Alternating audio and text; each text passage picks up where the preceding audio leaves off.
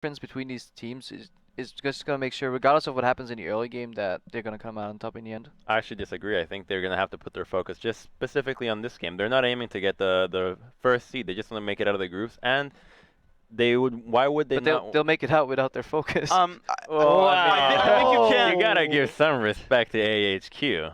They're gonna bring their best. This is their last chance. Yeah, that's the thing is, I mean, think back to Samsung Ozone last year, where they failed to make it out of groups because they didn't respect their group opponents. You simply cannot do that. So, and also, just to jump on top of that, again, Edward Gaming has come out saying in interviews before this tournament started that they were focusing on getting top 2 in the group, not necessarily first, thinking about the Group B opponents as well, where they can maybe repeat a victory over Starhorn Royal Club, and they take the safe route to a top 4 and go from there. Exactly. To be fair, last year at Ozone was more Dade just not being comfortable on a lot of the champions, as well as the focus. Plus, they'll prepare, obviously, for the match. It's not like they're going in blind, but I can't believe they put enough extra work into this match where it matters when they have the potential of finishing first, because that gets you just a way better quarterfinal. I think you focus on AHQ here. Yeah. Not only has the team expressed these sentiments themselves, but really, if we think about how these groups are going to shake out, Group B has been mentioned here. Realistically, if you're EDG or Samsung White, you don't really care because Group B is so soft that any quarterfinal match that you have, you're going to be confident in winning and making semis. And you're saying that despite what we've seen from Edward Gaming, do you feel that some of the weaknesses we've displayed, neither of the Group B teams can even, challenge them in a best of 5? No, I don't really think so. We'll see how it goes, but... That I do disagree with because coming into a potential EDG Starhorn match, there's actually, I went back and looked at the stats. So the only time these guys have matched was in the regular season and the actual Chinese regional qualifier. Now the Chinese regional final was 2-1 EDG, fairly close series. In the regular season, Starhorn's actually 3-1 up against Edward Gaming. So recent history shows it's actually a very close match despite us very obviously stack ranking EDG above them. Right, and if we do look at the recent playoff runs, as Freak and I were talking about this earlier, yeah, I do agree. I take it back. I do agree with Freak here. Because it was OMG, which is a kind of a more solo lane dominated team that was doing well against Starhorn, and it should be a very interesting match, that early game power versus that late game power. We're about to find out whether or not that is the quarterfinal matchup a little later today. Anyways, take us into the game. We're going to send it over to a new trio at the caster desk. Thank you very much, Quickshot. And hello, everyone. I am Lee D-Man Smith, and sharing the caster desk with me for our final 3 games is Sam, Kobe, Hartman, Kensler, and the one and only Joe. Just call me Joe Miller. Thanks for that. That really helps all those Reddit threads out there, which have been going for years now, and honestly, they never get boring. Let's get into the action, though, guys, with a quick look at the starting lineups. On the blue side from the GPL, it is, of course, AHQ eSports Club, with Prides in the top lane, Naz in the jungle, Westor in mid, Garnet Devil the AD carry, and Green Tea on support. And on the red side is Edward Gaming from the LPL. Up top is Koro in the jungle, Clear Love, mid U, AD carry Name, and support FZZF. So, the game about to get underway. Big one for both teams. AHQ could still potentially cause a big upset here. If they could take down EDG, they still have a chance at qualifying. Right. This is one of those Group A matches, though. We've got a big underdog versus one of the top teams right now. So HQ definitely have their work cut out for them. They had a good start to the day, though. They performed well in the early game. That's what they're going to have to do here. As everybody set it up, they're also going to have to be able to close something out.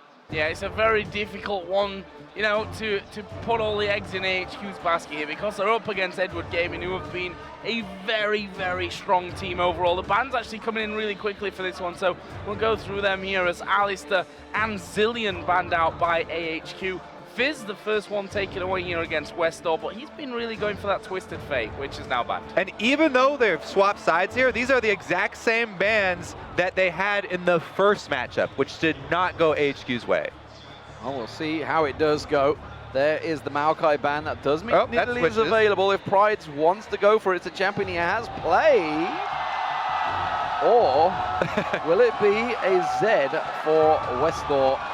It is going to get locked in, so let's see if Westor can pull any magic moves off this time around against you. And this will, feed into one of AHQ's powerhouses. Westor happy to be on that Zed. It is a champion he can get solo kills with. It's a champion that if he does get a good lead, he can go split push with. So the makings of something here for AHQ. also his most played champion actually throughout the GPL season and playoffs, played it 7 times. On the other side, we are going to be seeing here Lucian and Kha'Zix being picked up for Edward Gaming. And slight change in this one. Let's not forget that it was actually Edward Gaming, it was you that played Zed in the last encounter that these two teams had. Finished with 8-1-7, a brilliant performance from him. Yeah, that fateful Talon pick into the Zed matchup did not work out for Westor last time.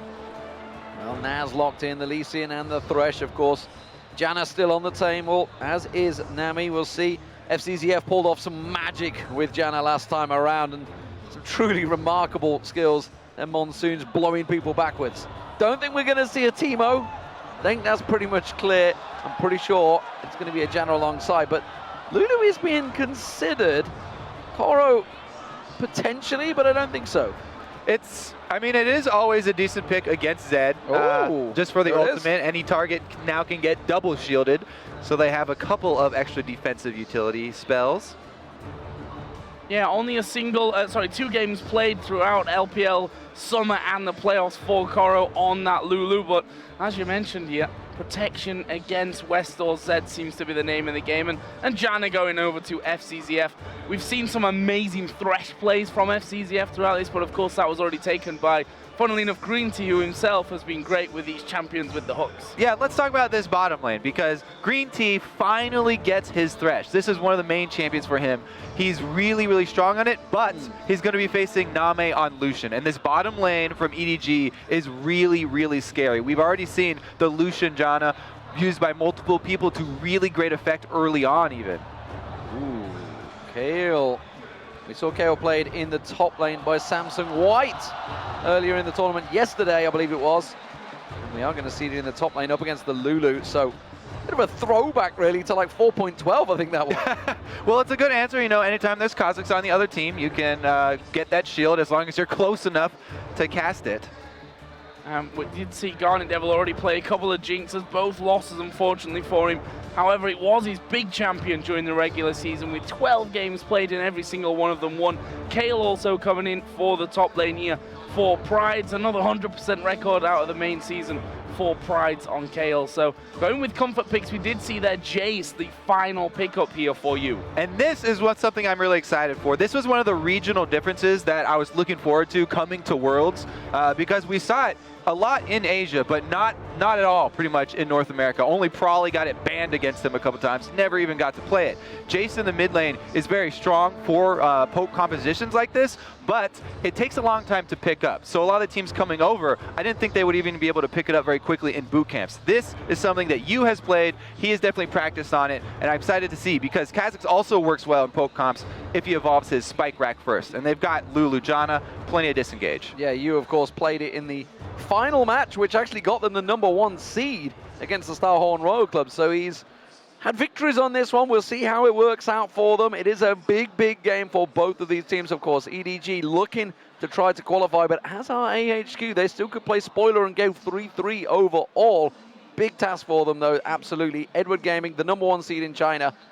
They're going to be up against a fairly volatile crowd this time around, I think. This is the last chance, the last throw of the dice for a Type A team. And that's the hard thing here, is the fact that AHQ, after that win earlier on, they themselves no doubt pumped up. Yes, it was a much easier opponent as the results have already shown, but crowd behind them, confidence high, this is their best chance. Yeah, it's a great way to start it off and come into a game like this where you have a lot of pressure on you. Well, the teams are loading onto the Rift, so head over to Twitter and let us know who you think will win this game. Tweet us hashtag AHQWin or hashtag EDGWin to @LOL eSports, and of course we'll be see how you're calling this match shortly as we get underway. So everyone is ready.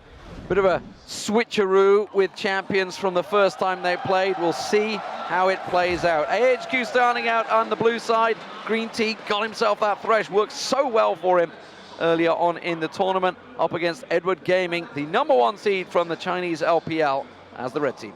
Yeah, I'm glad you mentioned that again because my eyes are definitely going to be on Nas with this Lee Sin and Green Tea with the Thresh. They are going to have to start getting some of those kills early on versus this EDG team because the lineup they have is going to start taking towers quickly and it's not going to stop taking towers. When this EDG team groups up ever, it is going to be really, really difficult to stop them from sieging at all. So early battle then here. What are we going to see go down? FCZF and Green Tea, big players on both of their sides. They've already proven so far this tournament that they can certainly do well and really boost their team's performances. Early wards coming down there, standard ones on the bottom side by the Tribush and in the Death Brush there from EDG. They are currently spread out pretty much entirely across the map, and EDG have got 4 wards down that are going to reveal everything if AHQ decide to come out of their jungle and try anything funky. Looking towards Naz, it doesn't look like he wants to go for the invade. He is hanging around, but I don't think it's going to be a late invade from anyone. It will be standard lane matter.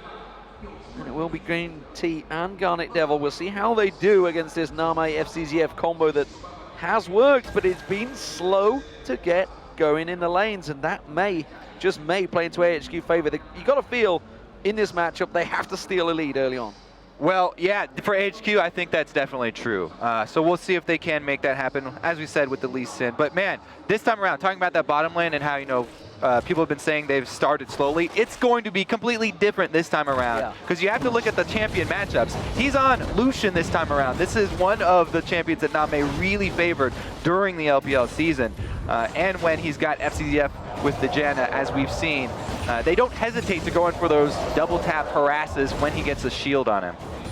So the early outcome of this lane, we'll see how much pressure here is on AHQ, because this is really all or nothing. You can almost forget what's happened in these last 3 days here, and we're coming to our final day, because he's all pretty much relying on this game. And even then, they're relying on Samsung White to do the business after in that matchup against Edward later on in the day. Is Green Tea going to step forward there? Level 2. The hook coming through, but it doesn't quite land.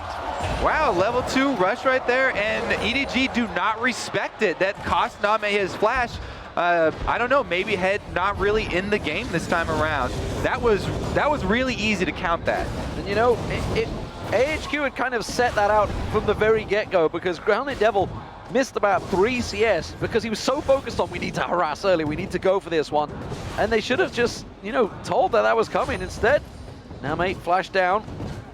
We'll see how it progresses. Yeah, you could see where Name's focus was. He was all about positioning around the minions to hit his Q onto Garnet Devil in the lane, and he just kind of lost count of the minions for experience, it looks like. Really like this as well. Naz, knowing now that Name's flash is down, coming through the lane once again on Lee Sin to try and get in there. I believe he has been spotted there. I think he crossed over into the second brush and will actually be just leaving that lane and recalling out. So looking for that gang with Name's flash down, but unable to open up any opportunities here for AHQ in this must-win match. It did open an opportunity up in the top lane. Clearlove has snuck around unseen so far in that top lane, but problem is, Price was forced back already by having a single trade with Koro, so he's back on towards his tower. It will have to be a very big dive for them. Back down this bottom lane, Green Tea looking to try and land the flay. The hook does not go through, hits the minion. Name safe once again. Very important side bush ward control here from EDG. So even if Green Tea tries to throw it out from inside that bush, he will be seen. Right, actually getting a lot of pressure onto the slow, doesn't quite land there, and he will be able to walk off from this one. Those minions going down pretty quickly, and both Koro and Clearlove then getting themselves away. Pride's not being forced to use his flash either, so that'll be a nice little bonus for him coming out of that one. But early pressure definitely in that lane is going over to Koro. We'll see if Naz comes up there to relieve some of that. Yeah, Pride's quite happy to just slowly back off at that time around. Naz is close by, and Clearlove was backed off, so we'll see whether Naz manages to sneak around there. It's called good ward coverage. There's one in the tri-bush, so they will see him coming, and he's going to step away once again. You versus Westor in this mid lane. It's actually you that is getting himself a fairly large advantage. He's putting a bit of poke on Westor. That harass, though, it just cost the early teleport here from Pride. So the move from Clearlove delivered a lot more value to his team than the move from Nas down bottom. See if Koro actually decides to TP back in here. He's just recalled off, but seems like he's walking back up the lane. We'll see if he continues that with that wave coming in. Look at the minimap as well. Both junglers are now headed down towards this bottom side. Naz is going to be spotted. They may try and bait this one out and go for that fight. Oh, they are. You can see they're purposely sticking around. Although Naz is not falling for it. He's stepping away. He's like, something's up here. The hook goes through an FC's yet. The choppers go down as well. It hasn't quite been pulled into tower range though, so they were safe once again. Clearlove still sticking around. They may go for the tower dive. The patience not from been spotted there either. Yeah, he's going to wait until they come out to meet the next minion wave.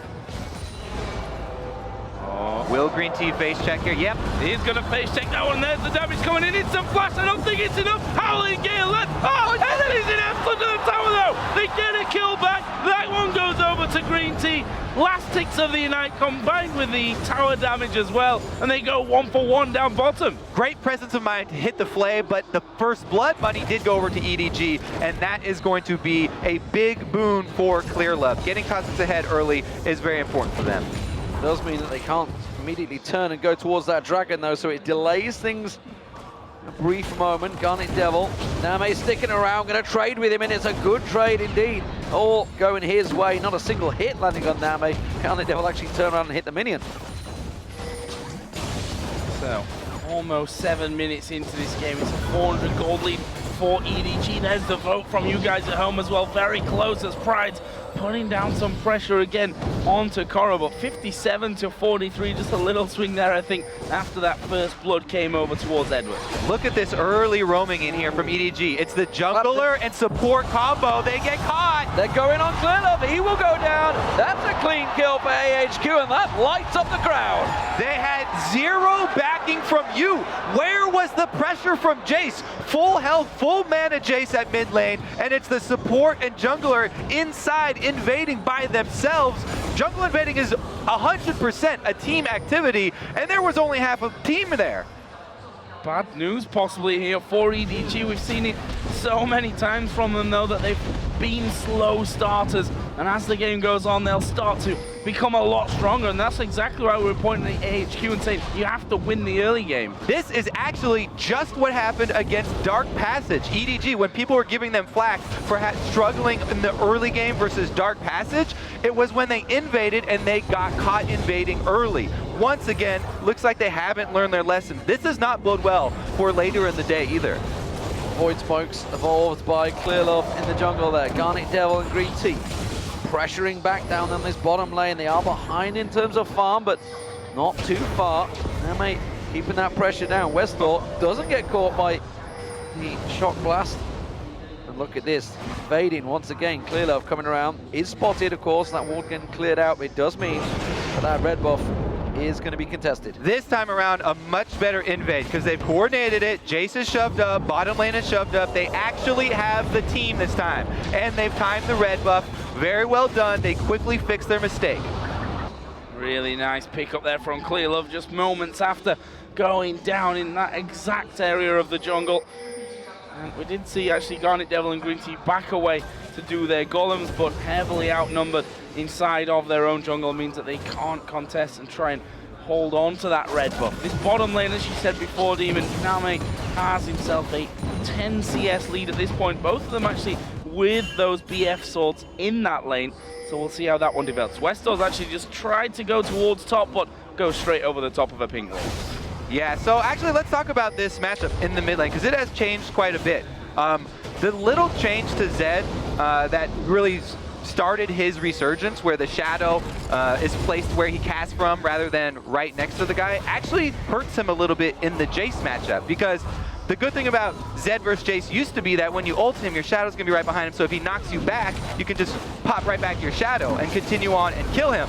But now, Jace can actually knock you away, and you have to use your W shadow or something else to gain that distance. Fast claps from EDG starting to form there. AHQ do back out. They realize that Naz was down in the bottom. You can see Clearlove is still sticking nearby.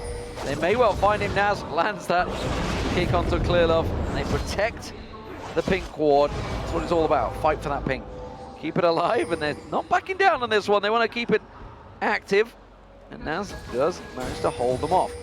Pride is looking to make a move. We'll see whether he heads down. It's simply going to clear the pink himself. So that denies a fair bit of vision from Koro. That was the only ward he had placed up there, and he immediately reacts himself with a ward of his own. Yeah, clearing out the pink wards is going to be key here for AHQ because they want to take advantage of the potential for West Door's roaming here. You, as we have already seen, doesn't move around the map quite as much as a lot of other mid laners. If they can get West Door some of those roaming kills, then that's exactly the lead that they need. However, you does move down to the Dragon. They make a team call, vision controlled, and they're going to grab it. Yes, Zed coming into this one. He's too late though. That Dragon going down far too quickly for him. They put a ward in the back of the pit, and that at least gives them the timer on that one, but it gives EDG now 1,000 gold leaders. Once again, Pride's on this top side of the map, really trying to harass Koro. Oh. There's a wild growth coming out. Was it a little bit premature? I think so, possibly. There's no one really around, and Zed, I think, he's seen an opportunity maybe to go for Koro.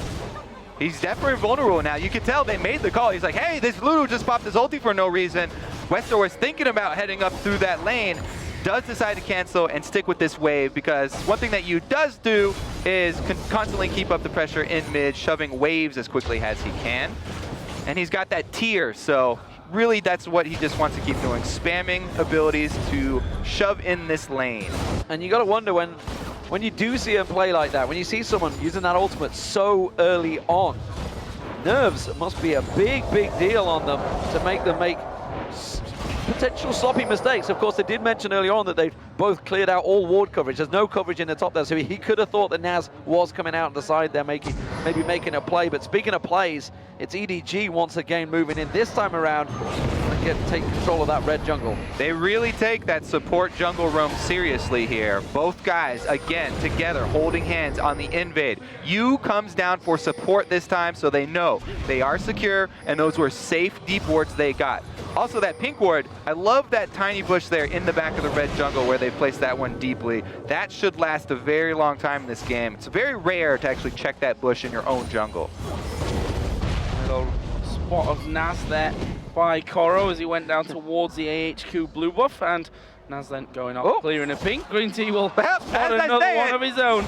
Deep ward there underneath the red buff, taken away nicely. Let's have a look down some CS totals. Top lane is actually bang even pretty much. Mid lane slightly different on that front though, with Jay still having a lead, and that continues in the bottom lane as well, with Name having a solid lead. But here comes Naz towards the top. His ult is back up though.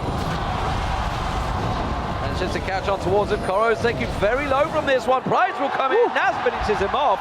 And now there's a tower opportunity for AHQ. EDG looking to try and create a play of this one. They're looking where they can climb, but there's nothing to be gained. Well, that Wraith Camp has been Clearlove's Wraith Camp this game. He's gotten it several times. However, because EDG were so good at getting the Dragon previously, the answer's not there. Usually when the jungler commits up there right now, they would answer. But yeah, no objective besides that big Wraith for them to take, and a huge win there for AHQ. Good move up top from Nas. Big blast already earlier from on towards Westor, and actually he decided then that he can't really stick around. Prides in the meantime does take the first turret of this game down, so AHQ bringing the gold back. It swung a fair few times during these early stages, and currently it's AHQ that have a very slight lead. It's probably around 75 at this point in the way that one is swinging over. Dragon will be up in a fairly short amount of time. We'll see what plays are made then with that one in mind. Garnet Devil spent a lot of time on his own down in this bottom lane, as has Name. Those two just trying to farm up as much as possible. You see the disparity. Yes, the ingredients of that Infinity Edge are there for Garnet Devil, but Name's already got his in that lane. That's true. Name has completed his Infinity Edge, which is a pretty big boost for him, especially with Lucian. But I do have to also commend AHQ on their defensive warding here. They've got a very nice pink ward line all the way across the map, and up in the top lane where Prides is taking down that turret, they have extra vision. Well, EDG, slow start once again, equal on gold, 15 minutes into this matchup versus AHQ. AHQ, of course, can still qualify through the groups. It would be a 3-3, and it does also require not only a victory on EDG, but Samsung White to also take a victory off EDG. So and then a tiebreaker. And then the tiebreaker. Yeah, there's a lot to play for, that's for sure. A lot of potentials, but at the moment, not looking too bad. For HQ, yeah, they are doing very well here in the beginning. Westor trying to bait in a little bit here. If you decides to go melee form, then Nas would jump on him. But really the call should be focus on the point where they have power. The bottom lane is not that for HQ. It's the top side of the map. They've got the turret down. They have the vision. Once again, Nas returns. Oh, Koro here does have his flash available, and he's going to be forced to use it there, but was kicked towards the wall. Nas going to get the slow. There is the wild growth, though. It knocks Nas up, and Koro will stay safe, but a lot of pressure trying to get Prides going on this top side of the map.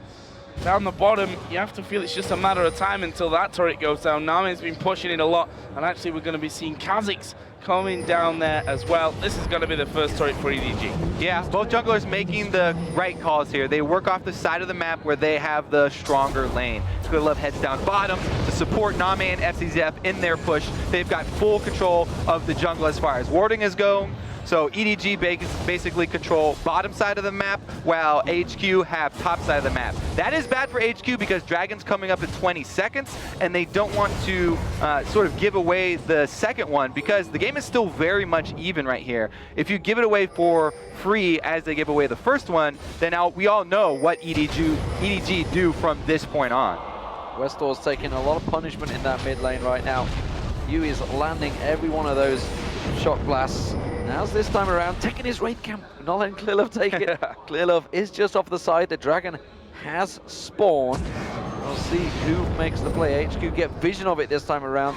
Maybe the first one they want to contest. And we may see some of this poke in action from EDG. They've got the Jace coming down. Kha'Zix does have his evolved spike rack. But Green Tea and Nas just looking for his cheeky steal. Yeah. Now, that's always cool when you see it happen, though. The Lee Sin pop in and take the lantern out, not having to blow any summoners. They didn't even go for it, though. And now look at this rotation mid. Dragon into a turret. This is pretty much EDG collecting whatever gold they desire. Yeah, nobody home in that mid lane for AHQ. The other two guys looking at the back of Dragon. We'd seen Westor actually recalling, and that is a little bit of a disaster, actually, for AHQ. Losing Dragon, losing that mid turret. Prides once again is going to try and force Koro back out of lane, but as per usual, pretty much with the quick cooldowns on that wild growth, they are able to, is just able to stay safe. Nami and FCZF now have switched to top side after taking that bottom turret. Yeah, pretty calm game here for EDG now. They checked everything off of their checklist. Dragon was first up, swinged over, get that mid turret. Now we've got almost all outer turrets, get everybody top here, and shove that one in. The outer ring goes down. That's going to open up the entire map. Oh, they're trying to defend this top one, though. I'm not sure they have enough. They will keep Name at bay right now. But ooh, is Zed the is bottom in trouble lane. here too. Westor's going to get focused on. You can see Jace coming around the backside in the form of Yu. Koro comes down. He's going to catch the Mega Blast. He will try and turn around. What? Oh, the teleport. The teleport comes from Prides, and they just wisely back away. It's a tricky 2v2. Will they go for it? Oh, there's a hook here as well. He lands onto Nami, boxes down. Nami uses an instant flash. He's going to put the damage back towards 50. Holy Gale comes in, but here comes Naz. He misses the Q. Would have possibly followed through. Clearlove was coming in as well. And funnily enough, so much burnt, but it goes back to how it was before that happened. Yeah, bold play by Green Tea there, but that is going to cost them top turret. He took so much damage, and it might even cost them pressure on mid here. You constantly shoving that mid lane in. Pressure across the map, and EDG turning the screws right now. Blue buff was actually secured by Naz. He made sure he locked that one away and didn't get stolen away by EDG, so that's not going to be in the hands of Westor. Westor trying to get a split push on, but the moment he started it, it collapsed on him, and it pulled out the teleport from Pride. So EDG started to make plays now. It's always the case, the lane phase doesn't quite go their way, but as soon as they group up, they really know how to play teams across the map. And this is getting scary because we talk about the amount of poke this team can throw out, EDG. They've already got the outer ring of turrets down, so it's pretty easy for them to siege up. And Yu has ridiculous power right now. His tier is almost fully stacked. It only needs about 150 more, and he's already got the armor penetration, both flat and percentage armor penetration. He can just spam Shock Blast after Shock Blast. Bit of credit here to Westor managing to claw that CS deficit from earlier back. But what will that actually bring me? He went Moby Boots here, just trying to make sure that he can scoot around that map quick enough to actually get involved and get those other lanes going, also to move into a split push position. We saw him down the bottom trying that a little bit earlier on. If you look down some of the items that have been complete elsewhere on the map, Nash's Tooth for Pride is done. EDG actually going to be grouping up. I like the fact that, oh, Westdoor jumps away. I like the fact that there's a lot of wards down from AHQ on this top side of the map, so trying to at least keep some control over their jungle, which you just quite frankly have to do once that outer ring of turrets goes down. Their defensive warding has been nice, but this EDG team isn't about taking over your jungle. This EDG team is about taking all of your structures, and they've already got the outer ring down, as we said. Now they're grouping up mid here. Let's see, it looks like they want to retain control of the red side jungle. Still close to that mid game. They want to prep even for the third dragon. One thing is for sure, they really want to armor shred. There you go. Shot blast landing on 3 members. Triple brutalizer being picked up. EDG across the board. Soul Stealer also, of course, by FCZF once again. And Koro got himself the Sheen as well, so we'll see if that's going to be a Lich Bane. It looks like it may well be in that top lane. So they are all about taking these turrets down. They will take them very, very quickly. AHQ, they're going to defend it for now, but this is going to be a slow, grinding battle, I feel, that EDG will win. Yeah, let's see. I mean, it would have to be some very, very good Lee Sin mechanics and protected by a Kale ultimate to really create something here. It's going to be so hard to get in there, though. We've seen time and time again how annoying Janna is for any team that's trying to initiate on you. And they just siege right back up.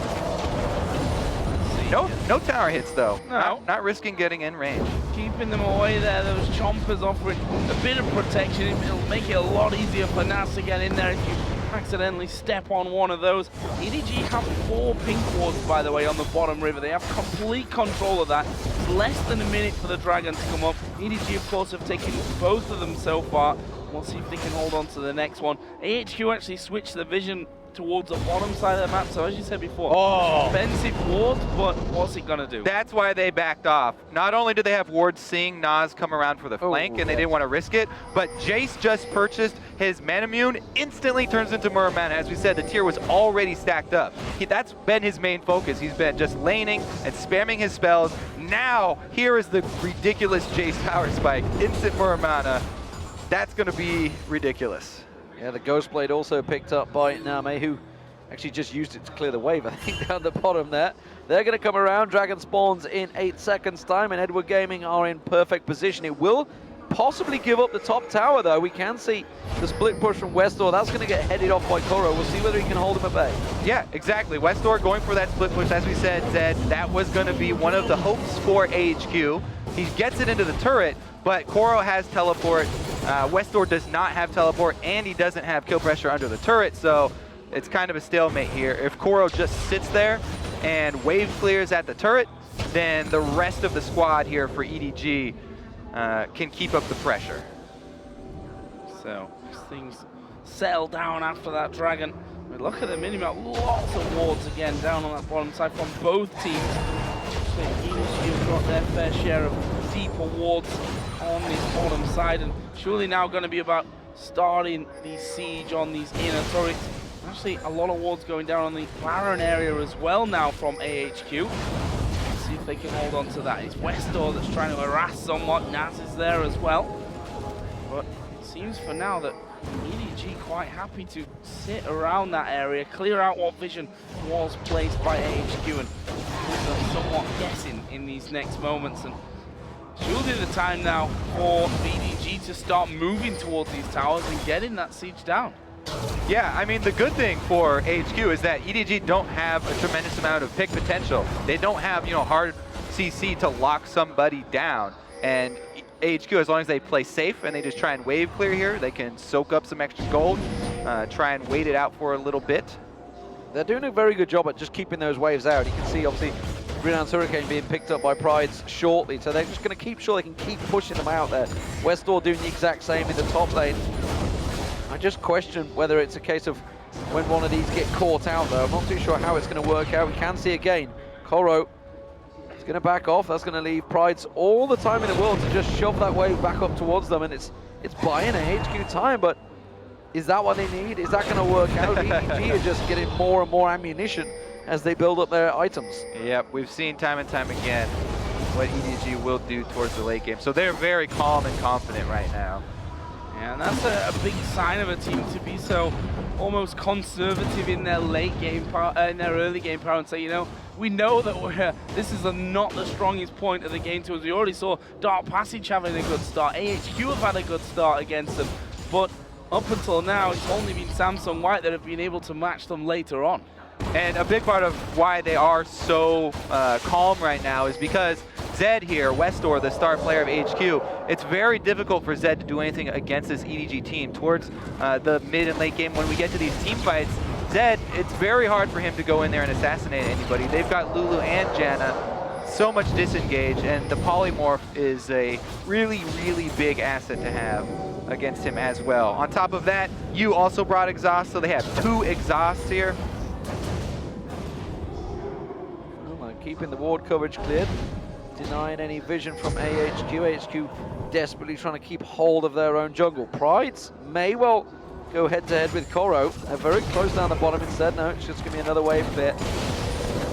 We'll see how they progress, but you can see Garnet Devil just switches to those rockets, clears the wave in 2 shots with that static shift now on him.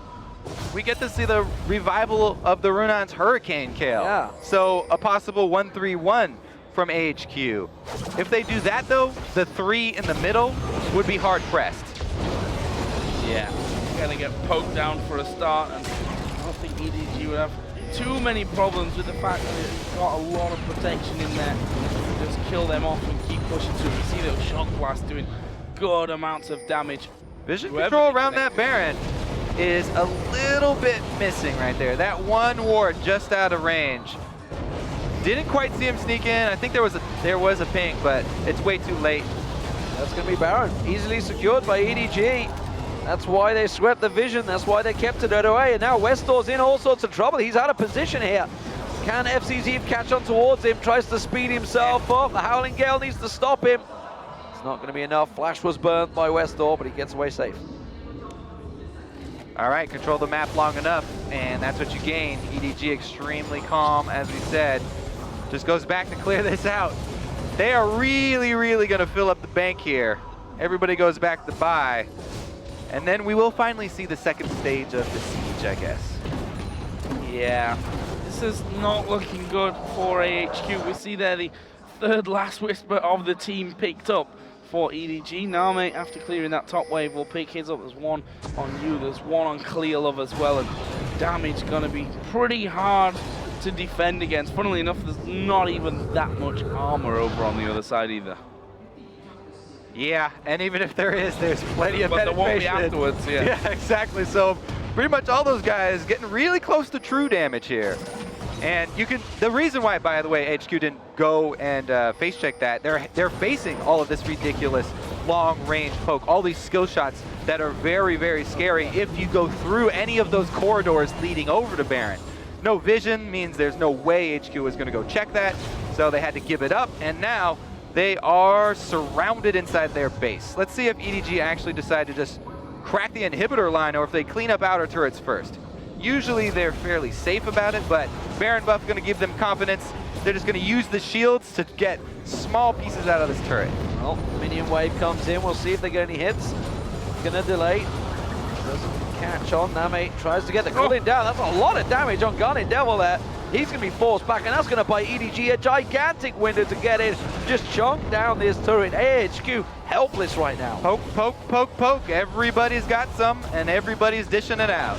And being defended there, as you see, as soon as the turret hit goes flying towards someone, there's a shield from Janna, there's a shield from Lulu to come in there and prevent all that damage being done. Look at Nami, goes in, dashes back out, doesn't really lose much health from it. There is Green T7 forward, they've gone for Clearlove, this may be the chance. Wild Growth comes in, the intervention was used by Price on himself, Monsoon by FCZF just to top everyone up.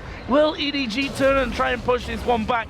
It's a good try, and that's really the only hope you feel for AHQ to land a hook and just get in there. Yeah, and we saw how hard it's going to be for them to actually capitalize on it. Lulu ultimate, Janna ultimate, polymorph. They did get 1 flash, though, off of you.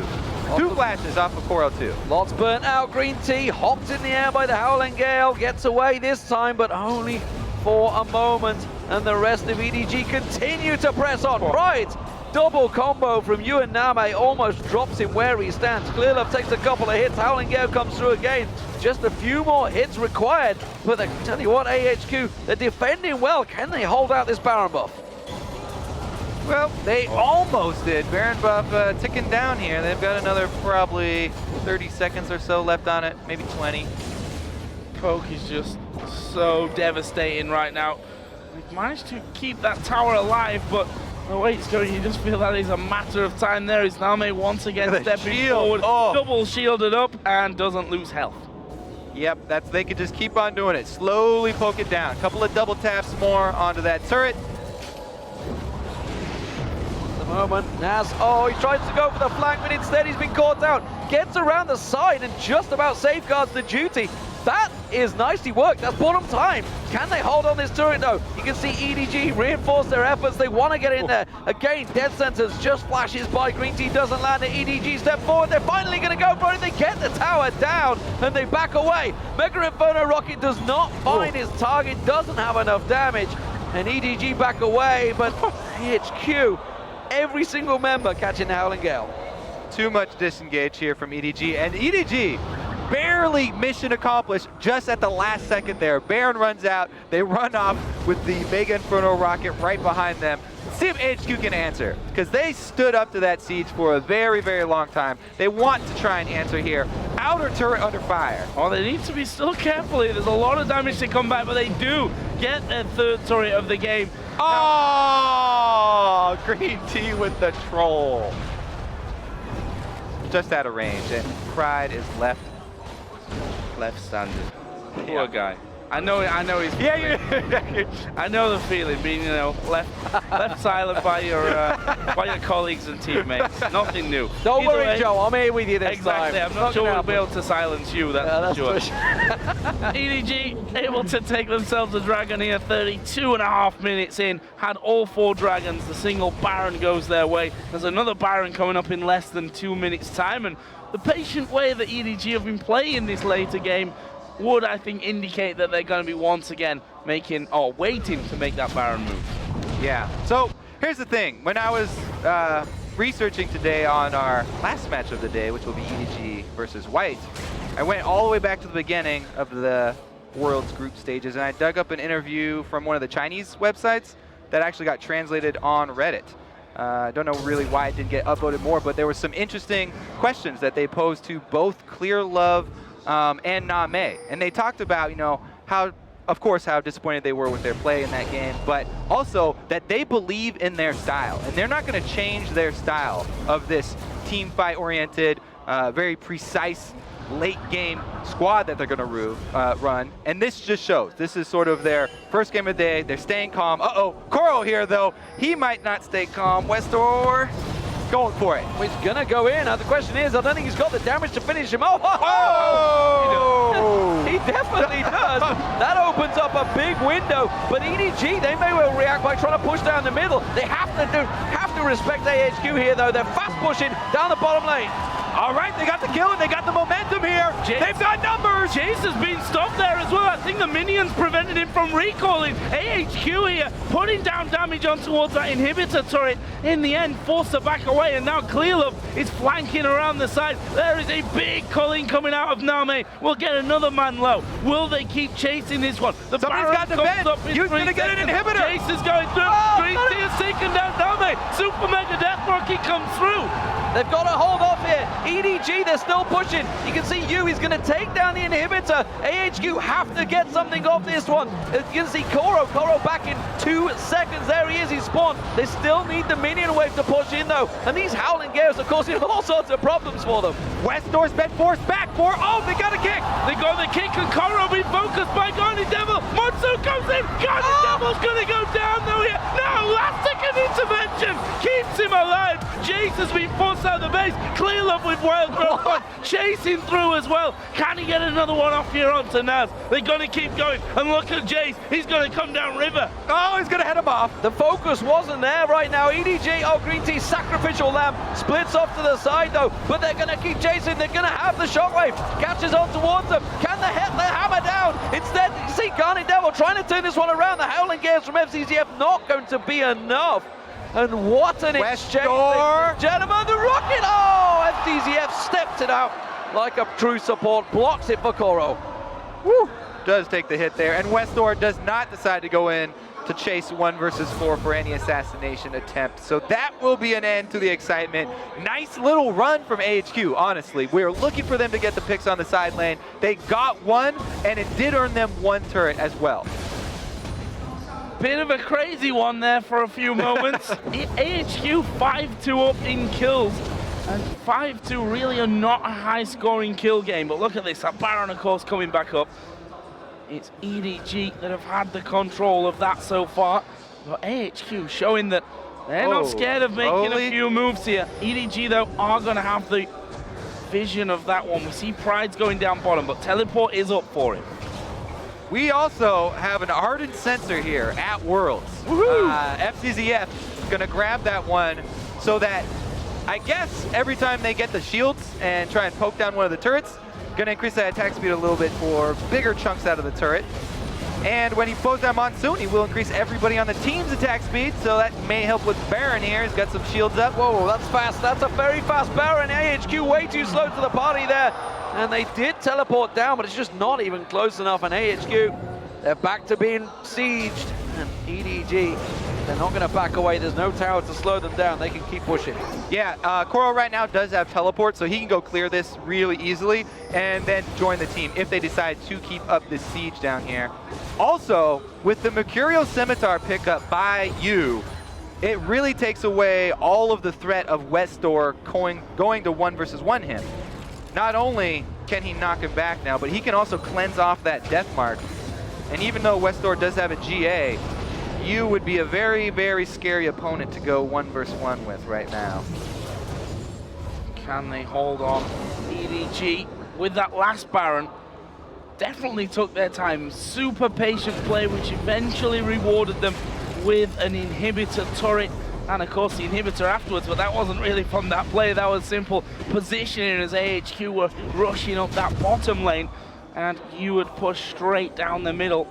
We'll see now how that impacts this one moving forward. It's not a massive gold lead. Yes, there's certainly a significant one, but not something I think that AHQ can't come back from at this stage. You see their inventory there full with a lot of pink walls. Want to make sure that they keep vision up wherever possible. They still have quite a lot on this top side of their own jungle, couple down on the bottom side as well. But EDG have forced this wave in on the top side of the map. Pride has actually come quite far out here to try and get rid of that one. He's doing some good damage back there to Clear Love. Yeah, he certainly forced him under pressure. Put a little bit down in towards him, but that tower, look how fast it falls. That's over 1,000 health and shields right there on Name with Bloodthirster plus Lulu and Janna. This coverage from them, AHQ holding off once again. Death Sentence not landing in this top lane turret. It's going to be backed off right now. They're thinking, why do we go for this exposed inhibitor in the mid lane? It would make a hell of a lot more sense. They've realized it themselves as they rotate around. The target's possibilities for Westor are getting slimmer and slimmer with that Zhonya's and of course Mercurial, as you mentioned, so there's no longer the possibility to go for the pop on Koro like he got before, and I'm not sure they can hold this one. I think they need to give up this inhib, just think better of it, but they are trying desperately to force them away. More shot blast coming in. Howling Gale has to be walked away from. Poke, you see it there, landing onto Garnet Devil at the back. Green Tea taking a bit of a blast as well, and there is that inhibitor going down once again in favor of EDG. The bottom is pushing in their favor as well, so only a matter of time until they head on towards that bottom side to clear it out. They're actually going to push the top wave through as well. Clever play. I mean, every lane pushed really. There's no way around this one for AHQ. They're just going to get forced down all 3 lanes in just a matter of moments, and EDG, there's playing this one by the numbers. I mean, they've got both exhausts up. They have all spells up, almost all flashes up. So it will be really hard for AHQ to engage this, even if they get somebody around to flank. If Nas even can get a kick off, very, very difficult. It's going to have to be good hook and good kick comboed onto one target here. Yeah, and Westor's options have become a little limited because of the fact that the Zhonya's is now in there for Koro, because of that scimitar to get rid of the death mark for you as well. I mean, it's obvious that the AD carries the juicy target there for Name. That calling on the turret, man. Oh, It's Naz, he just ate the whole chunk of it. That's going to force him back to Fountain. That turret now down to half hit points. While this is all happening, Koro's just continuing to feed the super minions on towards the Nexus turret, which is what's pulling Pride's attention. He's not there to clear the waves with that Hurricane. Still yet to complete that third item. Split across towards the Zhonya's. Yet to complete that one right now. So AHQ, they are hanging on for dear life. The Baron has worn off of EDG. But it doesn't matter. They've got everything in their pocket, really, to just keep the siege going. The amount of health they can get from shields. Koro's got his Lich Bane really early on. He rushed it second item, I believe. So him plus Namage is going up with any small window, taking large chunks out of the turret. They're still holding on, though. Gotta give they are. credit here. They're not gonna roll over on this one. Garnet Devil, though, taking a big hit from the Culling Name. Steps forward. Oh, it's been knocked, though, into the box. Deathmark's going down. They're gonna get the kill. This could be it for HQ. They're going to go on towards FCZF. Westor gets himself a second. You, the next focus. He gets dropped down. AHQ are just ripping through EDG here. Clearlove tries to turn around. The gun shield is not enough. He's going to jump. He wants to go for the minions instead. Look at the Nexus turrets. Koro's taking down one. You can see Pride's come around the side. They're trying to lock him off. He needs to keep the minions at bay. And EDG playing smart despite being caught out. They turn their attention back to the turrets. They finally pull the trigger and they get the primary target. Beautiful job dumping all of the damage into Name as soon as they got him locked down. And this could still be a little bit dangerous here. Koro inside of the brush. Go for it, Pride. No, he's not going to look for it. But they're going to take an inner turret here. Are they going to be able to go further? They've got Jinx who destroys those turrets. Problem is, now Westor is joining in as well. There are two men up for EDG. There is FCZF. Name is coming up, and you won't be far behind him. So those 3 kills coming in, and that is the glimmer of hope that AHQ have been looking for. They see that they can do it. But can they do it again? What they need to do. and again. I think one more big one, if they can get 4 men down, and if they're, or even 3 if it's the right 3, they could still push back hard. The problem is that they still have this inhibitor down, so mid lane's going to be shoving to give EDG more pressure, and Baron is coming back up in 30 seconds. So all that EDG have to do is, once again, clear out this river, sweep Baron, and then force AHQ to come down these corridors where they can funnel their poke into. If HQ come through the jungle, it's going to be very hard for them to get around the damage from EDG, and they are just going to bait this Baron once again. Let's see how well they check these bushes. They've got a lantern.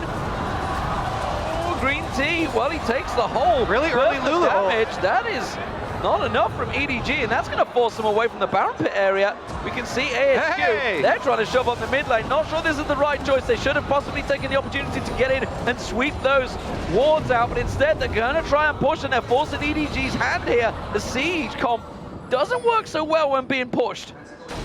And they've done well there.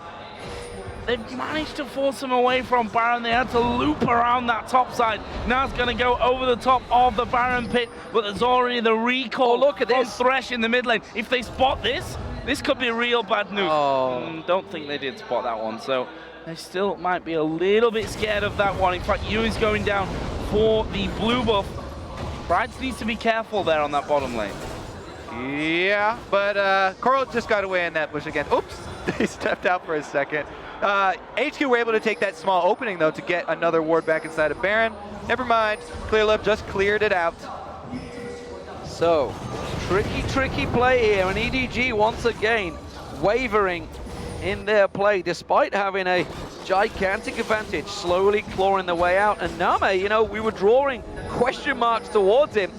0-2-1 this far in. He gets booked once again. This is real bad news once again, but where's the backup? The Monsoon comes out. Here comes Westar. He's GA with a punt. And Name, he's down and out. Ewing's down. 3 men in India. They can take Baron, or they can say, screw the Baron. Let's go for the win.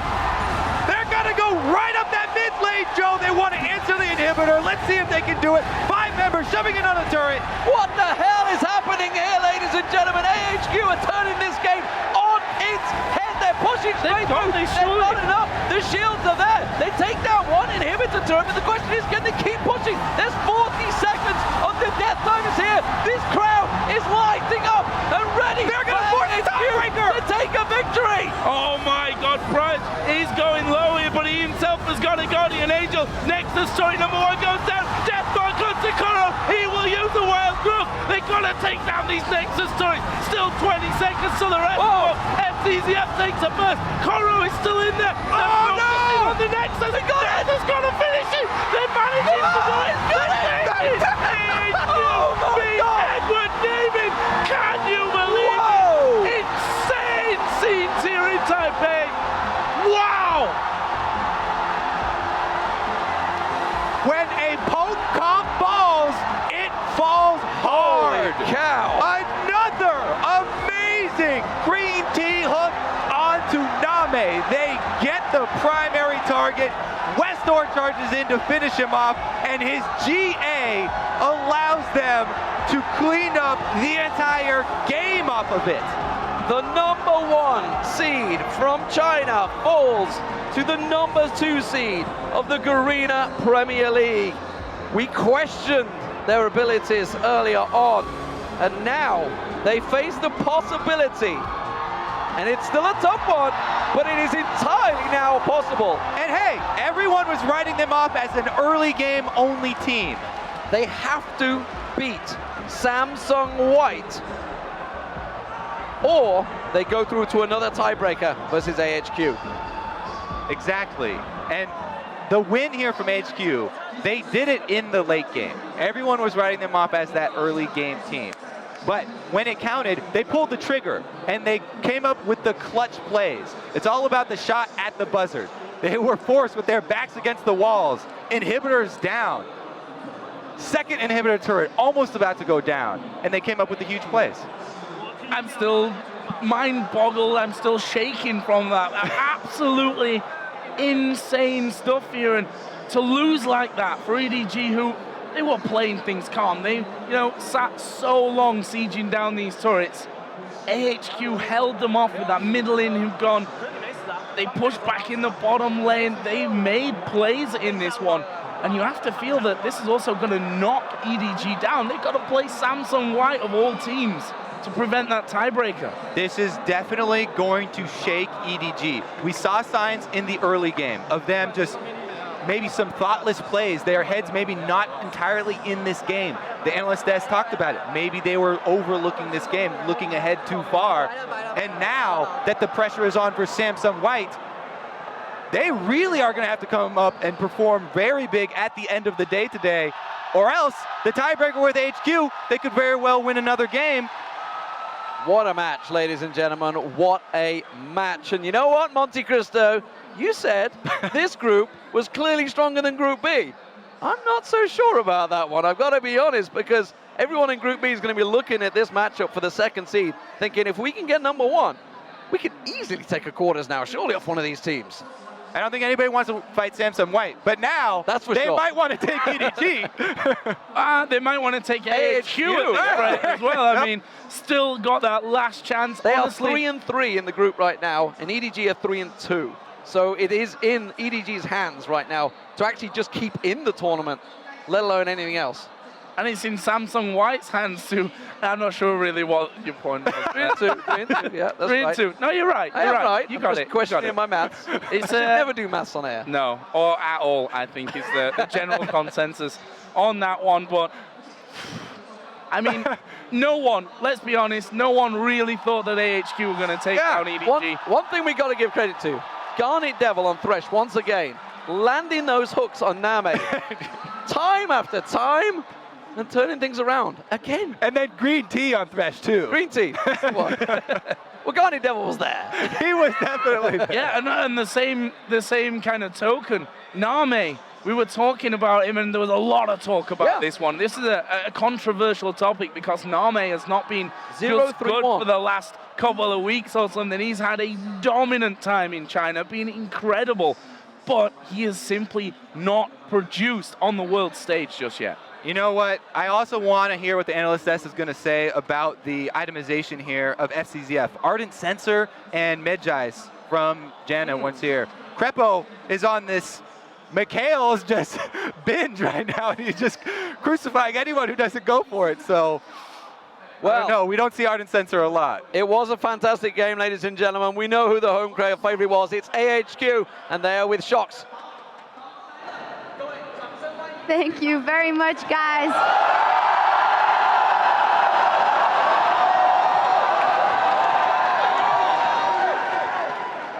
Well, they are the home crowd favorites, all right. I'm joined here by Green Tea, who played an amazing Thresh.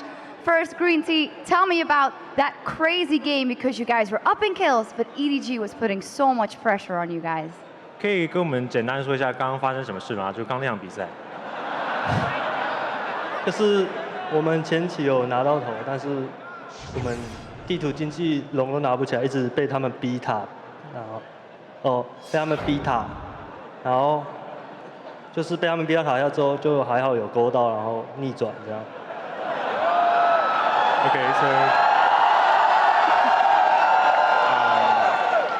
Okay, so like throughout the game, we actually had a lead on the kills, but EDG has really put pressure on our turrets, and they gained advantage on that. But because I did some good hooks, and that we won the game. Tell me a little bit more about that. To me, at least, you're the MVP in this game. Talk me through what went through your mind with the crowd support here, knowing I have to hit those hooks. I have to hit those hooks on Lucian. 可以跟我们说一下，就是在这么多现场观众的支持跟这么多观众朋友的状况下，你到底是怎么成功的，就是勾到路线？这个就正常表现啊。It's just my normal play.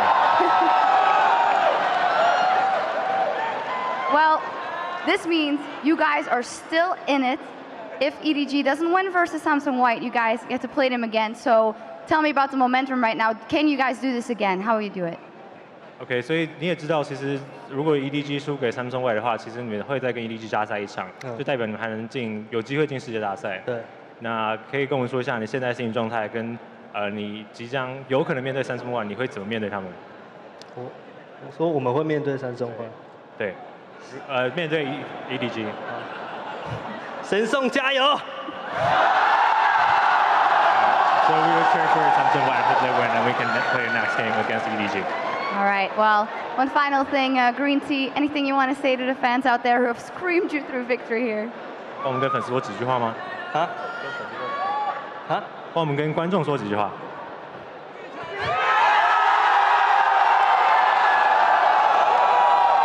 谢谢大家的欢呼声。Thank you for your cheers.